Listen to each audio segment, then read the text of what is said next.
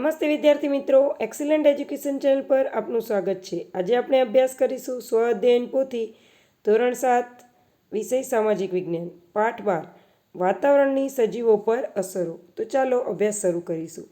જો તમે ચેનલ પર નવા હોય, ચેનલ સબસ્ક્રાઈબ ન કરી હોય તો જરૂરથી ચેનલ સબસ્ક્રાઈબ કરી લેજો, જેથી કરીને નવા વિડીયોના અપડેટ તમને તરત જ મળતા રહે। તો ચાલો આજનો અભ્યાસ શરૂ કરીશું। પ્રકરણ 11 સ્વાધ્યાય પોથીમાં 12 નંબર આપેલો છે, એટલે અહીંયા આપણે લઈ લઈશું પ્રકરણ 12 વાતાવરણની સજીવો પર અસરો। પ્રશ્ન 1, નીચે આપેલા દરેક પ્રશ્નના ઉત્તર માટે આપેલા વિકલ્પોમાંથી સાચો વિકલ્પ શોધી બોક્સમાં લખો। 1. વાતાવરણનું કયું આવરણ પૃથ્વીની સપાટીની સૌથી નજીક આવેલ છે? તો જવાબ આવશે ક્ષોભાવરણ। 2. હિમાલય એટલે કે જવાબ આવશે ડી।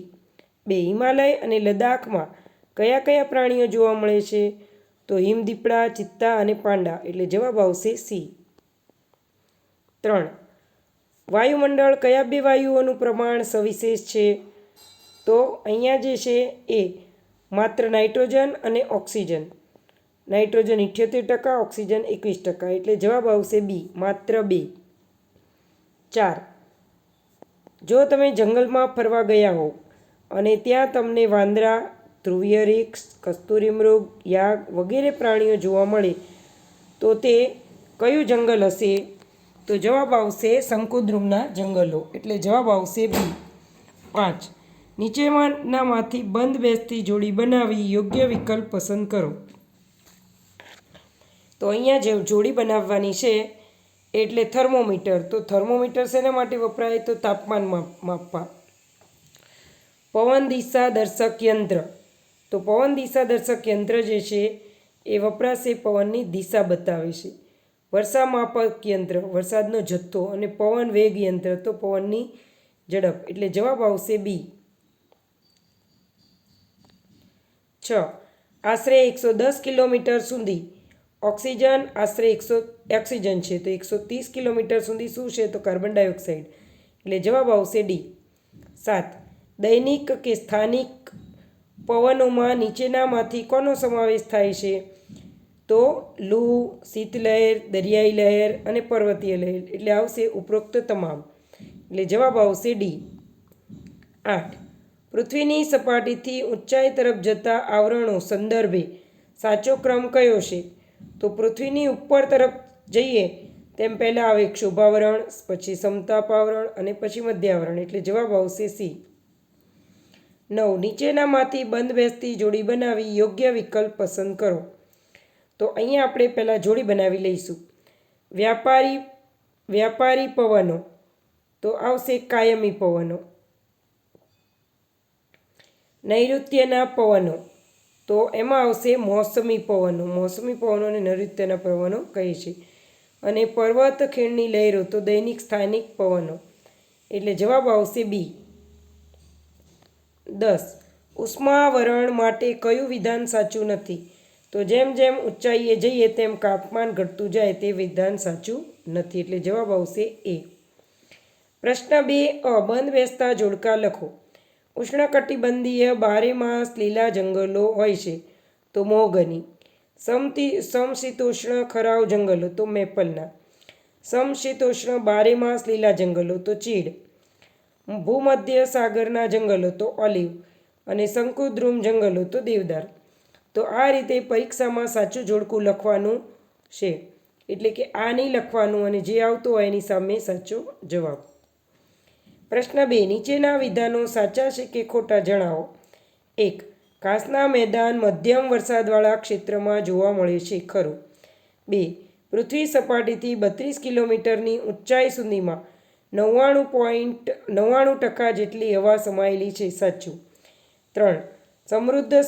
સમુદ્ર સપાટી પર વાતાવરણનું દબાણ સૌથી ઓછું હોય છે, ખોટું। 4. સમતાપ આવરણથી ઉપર આશરે 100 કિલોમીટરની ઊંચાઈ સુધી મધ્યાવરણ હોય છે, ખોટું। 130 સુધી હોય। 5. જો પૃથ્વી પર તાપમાન વધી જાય તો ખેતી પાક ઉગી શકે નહીં, સાચું। પ્રશ્ન 3 યોગ્ય શબ્દ વડે નીચેની ખાલી જગ્યા પૂરો। 1. હવામાં રહેલ ગરમીની સપાટીને ખાલી જગ્યા કહે છે. તાપમાન. 2. રેડિયો તરંગોનું પરાવર્તન ખાલી જગ્યા આવરણને આભારી છે, તો વાતાવરણ. 3. વાતાવરણમાં કાર્બન ડાયોક્સાઇડ આશરે ખાલી જગ્યા કિલોમીટર સુધી જોવા મળે છે, તો 20 કિલોમીટર. 4. ધ્રુવો તરફથી ધ્રુતો તરફ વાતા ધ્રુવીય પવનોને ખાલી જગ્યા હોય છે, તો કાયમી પવનો કહે છે. 2. તફાવત આપો. હવામાન અને આબોહવા. તો આ તફાવત મોસ્ટ આઈએમપી છે, દરેક પરીક્ષામાં પૂછાય છે. હવામાન. ટૂંકા સમયગાળાની વાતાવરણની સરેરાશ પરિસ્થિતિને હવામાન કહે છે. હવામાન વાતાવરણની ટૂંકા ગાળાની પરિસ્થિતિ છે, તેમાં સમયાંતરે ફેરફાર થતા રહે છે. આબોહવા. આબોહવા એ કોઈ પ્રદેશના 35 વર્ષ કે તેથી વધુ વર્ષો સુધીના સરેરાશ હવામાનની સ્થિતિ એટલે આબોહવા. તે વાતાવરણના લાંબા ગાળાની સ્થિતિ દર્શાવે છે. તો તે મોસ્ટ આઈએમપી છે. પ્રશ્ન 4 મને ઓળખો. 1. હું જીવસૃષ્ટિ માટે ખૂબ જ અગત્યનું આવરણ છું, તો વાતાવરણ. 2. હું રણ પ્રદેશમાં જોવા મળતી વનસ્પતિ છું, તો થોર અથવા બોરડી. થોર પણ તમે લખી શકો. બોરડી અત્યારે બધી જ જોવા મળે છે, એટલે અહીંયા લખવું હોય તો થોર વધારે સારું રહેશે. 3. હું સૂર્યના અત્યંત ગરમ જાંબલી કિરણોથી પૃથ્વીનું રક્ષણ કરું છું, ઓઝોન. 4. હું કચ્છના નાના રણમાં જોવા મળતું વિશ્વનું અજોડ પ્રાણી છું, તો ઘુડખર. બી. નીચેના પ્રશ્નોના ઉત્તર 1-2 વાક્યમાં લખો. 1. રણ પ્રદેશમાં જોવા મળતા પશુ પક્ષી તથા જીવજંતુના નામ લખો. તો જવાબ: રણ પ્રદેશમાં ઊંટ, શિયાળ, ચરક તથા કચ્છના નાના રણમાં ઘુડખર અને મોટા રણમાં સુરખાબ પક્ષીઓ જોવા મળે છે, તથા આ ઉપરાંત સાપ અને વીંછી જેવા જીવજંતુઓ પણ જોવા મળે છે. 2. વાતાવરણમાં કયા કયા વાયુઓ આવેલા છે? જવાબ: વાતાવરણમાં nitrogen, oxygen, organ, carbon dioxide, ozone, helium વગેરે વાયુ આવેલા છે. 3. ગુજરાતમાં સમશીતોષ્ણ ઘાસના મેદાનો કયા સ્થળોએ આવેલા છે? જવાબ: ગુજરાતમાં ભાવનગર, વેળાવદર અને કચ્છના બંને વિસ્તારમાં સમશીતોષ્ણ ઘાસના મેદાનો આવેલા છે. 4. પવન એટલે શું? તેના મુખ્ય પ્રકાર કયા કયા છે? તો જવાબ: પૃથ્વીની આસપાસ વીંટળાઈને આવેલ ક્ષિતિજ સમાંતર ગતિ કરતા હવાને પવન કહે છે. તેના મુખ્ય 3 પ્રકાર છે: કાયમી પવન, મોસમી પવન, દૈનિક પવન. 5. ક્ષોભ આવરણ વિષુવવૃત્ત પર કેટલા કિલોમીટર સુધી ફેલાયેલું છે? જવાબ: ક્ષોભ આવરણ વિષુવવૃત્ત પર 16 કિલોમીટરની ઊંચાઈ સુધી ફેલાયેલું છે. 6. આફ્રિકામાં આવેલું કયું ઘાસનું મેદાન વિશ્વમાં પ્રખ્યાત છે? તો આ મોસ્ટ આઈએમપી પ્રશ્ન છે. આફ્રિકામાં આવેલ સવાનાનું ઘાસનું મેદાન વિશ્વભરમાં પ્રખ્યાત છે. 7. રણ પ્રદેશમાં લોકો સતત ઉડતી રેતીથી બચવા કેવા પોશાકો પહેરે છે? જવાબ: રણ પ્રદેશમાં લોકો સતત ઉડતી રેતીથી બચવા માટે રૂમાલ અને પાઘડી બાંધે છે, શરીરે ખુલ્લા વસ્ત્રો પહેરે છે. તો આ પણ મોસ્ટ આઈએમપી પ્રશ્ન છે, કરી લેજો પાકું. 8. ઉષ્ણકટિબંધીય ખરાઉ જંગલોમાં કયા કયા પ્રાણીઓ અને પક્ષીઓ જોવા મળે છે? જવાબ: ઉષ્ણકટિબંધીય ખરાઉ જંગલોમાં ભારતનું રાષ્ટ્રીય પ્રાણી વાઘ, એશિયાઈ સિંહ, હાથી, માંકડ, માંકડા વગેરે. માંકડા એટલે વાંદરા જેવા જ હોય પણ થોડાક અલગ હોય, તો માંકડા વગેરે પ્રાણીઓ જોવા મળે છે. ઉપરાંત મોર, મેના, બાજ વગેરે પક્ષીઓ પણ જોવા મળે છે. પ્રશ્ન 5 નીચે આપેલ પારિભાષિક શબ્દોની સમજૂતી આપો. 1. વાતાવરણ. પૃથ્વીની ચોતરફ વીંટળાઈને આવેલા વિવિધ વાયુઓના આવરણને વાતાવરણ કહે છે. વાતાવરણમાં વિવિધ વાયુઓ, પાણીની વરાળ, ધુમ્મસ, ઝાકળ, વાદળા, ધૂળના રજકણો, બરફના કણો, સૂક્ષ્મ જીવજંતુઓ વગેરે આવેલા હોય છે. 2. સૂર્યઘાત. પૃથ્વી પર રહેલી ગરમીને વિતરણ કરતા પરિબળોને સૂર્યઘાત કહે છે. તેના પછી છે ભેજ. તો અહીંયા જે છે ભેજ અને લૂ મોસ્ટ આઈએમપી છે, પાકું કરી લેજો. તેમાં જોઈશું ભેજ. મહાસાગરો, સમુદ્રો અને જળાશયોના પાણીનું બાષ્પીભવન થતાં જે બને તેને આપણે ભેજ કહીશું. 4. લૂ. ઉનાળામાં વાતાવરણ ગરમ હોય છે અને સૂકા પવનોને લૂ કહેવાય છે. એટલે કે ઉનાળામાં જે ગરમ અને સૂકા પવનો વાય છે તેને લૂ કહીએ છીએ. રણ પ્રદેશમાં લૂ વધારે અનુભવાય છે. બી. નીચેના વિધાનો માટે કારણો આપો. 1. રણ પ્રદેશમાં વનસ્પતિ કાંટાળી હોય છે કારણ કે રણ પ્રદેશમાં આબોહવા ગરમ અને શુષ્ક હોય છે. આ રણ પ્રદેશમાં વનસ્પતિ ઓછી જોવા મળે છે.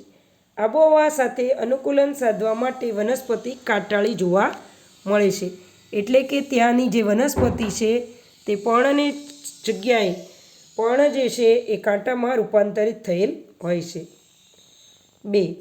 સમતાપ આવરણમાં જેટ વિમાનો ઓછા અવરોધ અને ઝડપથી ઉડી શકે છે કારણ કે સમતાપ આવરણમાં ઋતુઓ, વાદળ, વરસાદ, ચક્રવાત જોવા મળતા નથી તથા અહીંની હવા સ્વચ્છ અને પાતળી હોય છે, જેથી જેટ વિમાનો ઓછા અવરોધ સાથે ઝડપથી ઉડી શકે છે, જેમ કે ભાવનગર, અમદાવાદ વગેરે.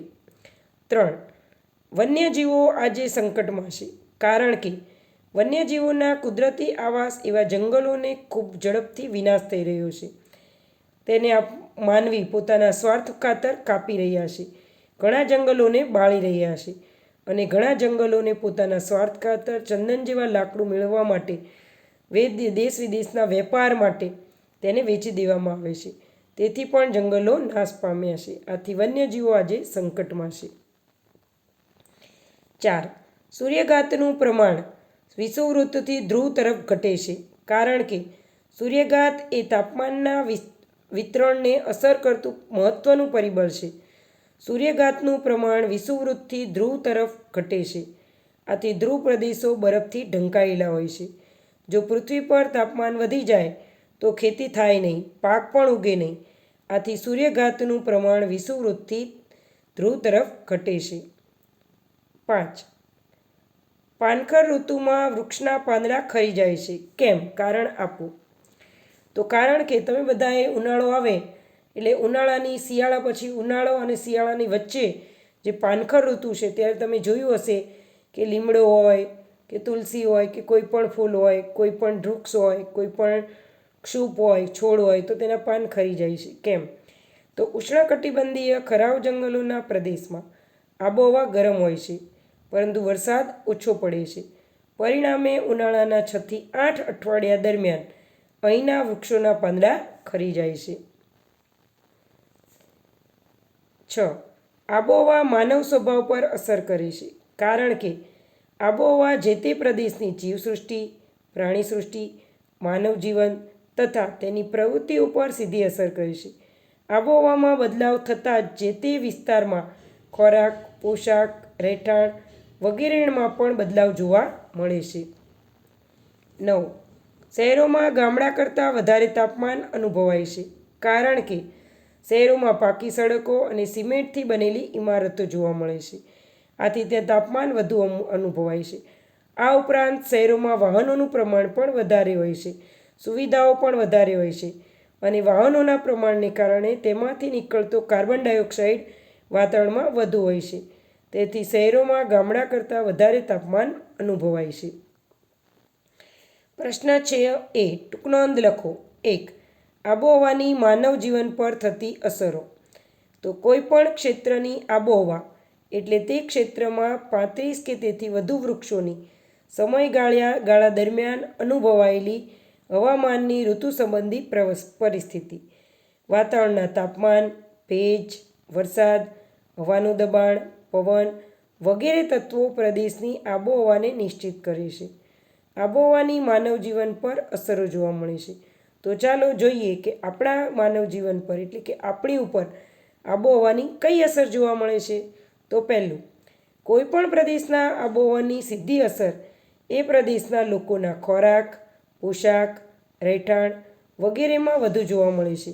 દાખલા તરીકે શિયાળો હોય તો આખું શરીર ઢંકાય તેવા કપડાં પહેરવા પડે છે. જો ગરમી હોય તો ખુલ્લા કપડાં અને સુતરાઉ કપડાં પહેરીએ છીએ. ઠંડી વધારે હોય તો ખોરાક વધારે લેવાય છે, પણ તેની જગ્યાએ ગરમી વધારે હોય તો ખોરાક ઓછો લેવાય છે.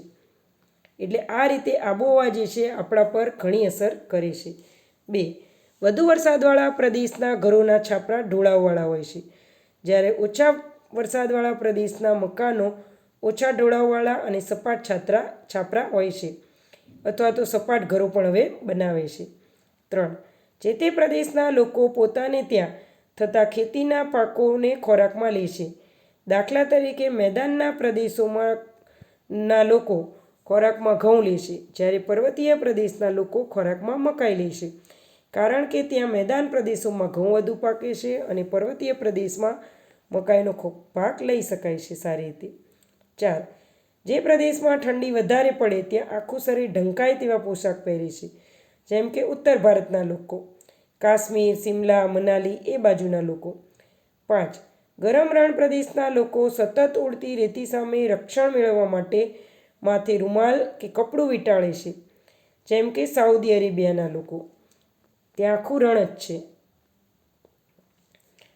2. વાતાવરણનું દબાણ.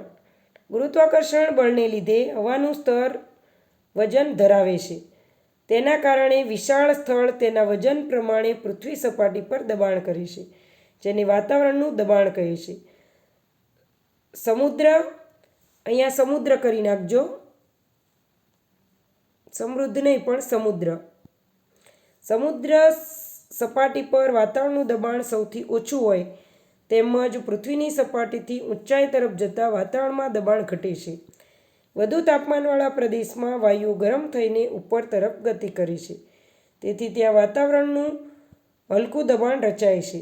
હલકું દબાણ વાદળછાયા અને ભેજયુક્ત ઋતુ સાથે જોડાયેલ હોય છે. ઓછું તાપમાન ધરાવતા પ્રદેશોમાં વાતાવરણ ઠંડુ હોય છે, તેથી ત્યાં વાતાવરણનું ભારે દબાણ હોય છે. બી. પાઠ્યપુસ્તકના પાના નંબર 63 પર આપેલ વાતાવરણની અસર વાતાવરણની સ્તર રચનાની આકૃતિ આપણા શિક્ષકની સૂચના મુજબ અહીં બોક્સમાં દોરો. તો પાઠ્યપુસ્તકમાં જે પુસ્તકમાં ચોપડી જે આકૃતિ આપી છે તે અહીં આપણે દોરેલી છે. આ આકૃતિ એક ક્ષોભમંડળની છે, જેમાં ક્ષોભસીમા, સમતાપાવરણ, મધ્ય આવરણ, મધ્યસીમા અને બાહ્ય આવરણ રચાયેલું છે. તો આ આકૃતિ તમે દોરી લેજો, અથવા તો છાપી શકો છો, અથવા ઝેરોક્સ કરાવી અને ચોંટાડી પણ શકો છો. પ્રશ્ન 7. માંગ્યા મુજબ પ્રવૃત્તિ કરો. 1. તમારા ગામડાના કોઈ 5 વૃક્ષોની યાદી તૈયાર કરો. તેના ઉપયોગ લખો. 1. લીમડો, તો દાંતણ કરવા માટે, કડવું તેલ બનાવવા માટે. 2. મીઠો લીમડો હોય તો શાકમાં વઘાર તરીકે, શાકમાં સ્વાદ લાવવા માટે. આસોપાલવ, સુશોભન માટે. ટીમરું, હોળી બનાવવા માટે. આંબો, ફળ તરીકે કેરી આપે છે. કેળ, તો તે જમવા માટે ડીશ તરીકે વપરાય છે. આ ઉપરાંત સત્યનારાયણની કથામાં પણ કેળના પાન વાપરીએ છીએ. 2. ટેલિવિઝનમાં આવતા હવામાન સમાચાર જુઓ. તેની મદદથી શિક્ષક માર્ગદર્શન મુજબ અઠવાડિયાનું હવામાન કેલેન્ડર બનાવો. તો અહીંયા આપણને અલગ અલગ આપેલું છે, તેના પરથી આપણે કેલેન્ડર બનાવીશું. ગરમ દિવસ, તો 2 સૂર્ય છે. પવનના દિવસો, તો પવન ફૂંકાય છે. બર્ફીલા પ્રદેશો, તો વાદળમાંથી વરસાદ પડે છે.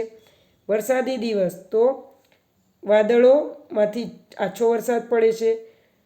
વાદળના ગડગડાટ, તો કાળા વાદળો છે. અને ધુમ્મસવાળો દિવસ, તો સૂર્યની ઉપર વાદળો દેખાડેલા છે. તો આ મુજબ અહીંયા આપણે જે છે કોષ્ટક તૈયાર કરવાનું છે. પહેલા દિવસ 1 9 એ ગરમ દિવસ હતો. 2 9 વરસાદી દિવસ છે. 3 દિવસે વરસાદી દિવસ હતો. 4 ધુમ્મસવાળો દિવસ હતો. 5 નવેમ્બરે વરસાદી દિવસ હતો. 6 7 8 નવેમ્બરે ગરમ દિવસ હતો. એટલે કે સ્પષ્ટ ચોખ્ખું સૂરજ આપણે જોઈ શકતા હતા. તો વિદ્યાર્થી મિત્રો, આજનો અભ્યાસ પૂર્ણ થાય છે. તમને વિડીયો પસંદ આવ્યો હોય, વિડીયોને લાઇક કરજો, મિત્રોને શેર કરજો અને સબસ્ક્રાઈબ ચેનલ જરૂરથી કરી લેજો. અને કોમેન્ટ બોક્સમાં કોમેન્ટ તો જરૂરથી લખજો કે તમને વિડીયો કેવો લાગ્યો, તમારે બીજા કેવા વિડીયોની જરૂર છે. અને બીજા વિષય ભણવા છે તો બીજા વિષયમાં પણ તમારે સ્પેશિયલ કયા વિષય સમજવાની અથવા તો કયા વિષય વિશે વધારે ટૉપિક જાણવાની જરૂર છે, અથવા તો તમને કયો વિષય ગમે છે. તો બસ આજનો અભ્યાસ આટલા સુધી જ. આવતીકાલે ફરીથી મળીશું. ત્યાં સુધી ગુડ બાય. વિડીયો જોવા બદલ તમારો આભાર. Thank you.